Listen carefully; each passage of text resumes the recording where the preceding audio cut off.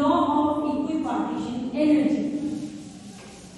The terms to this equipartition, that means equally divided partition. So when we will work with a dynamic system, what do we mean by a dynamic system? That means the variables in a system is changing continuously with respect to time. Right? What are the variables in the system?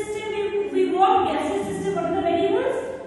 Pressure, volume, temperature. So these are continuously changing. But here the second point is in a dynamic system, but this is in thermal equilibrium. What do we mean by thermal equilibrium? Where there is no exchange of heat between the particles. So we are working with a system which is dynamic but in thermal equilibrium, where there is no exchange of heat. That means the particles are having equal temperature, right? So in that kind of system, the energy is distributed equally amongst all the degrees of freedom. I repeat what I said. The equipartition energy states, if we work with a dynamic system which is in thermal equilibrium, the energy is distributed in the degrees of freedom equally. And what is the amount of energy per molecule?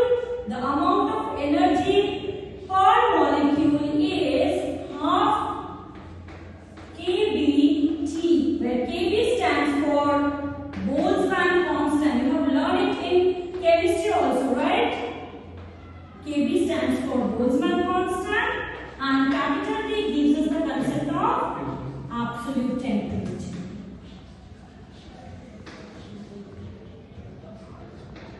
Alright?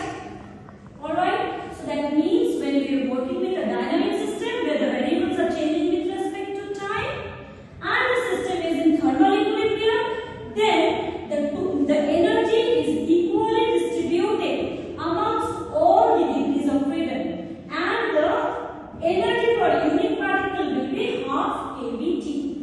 And we need to learn the statement, because based on this statement, equipartition statement, we find the specific heat capacities of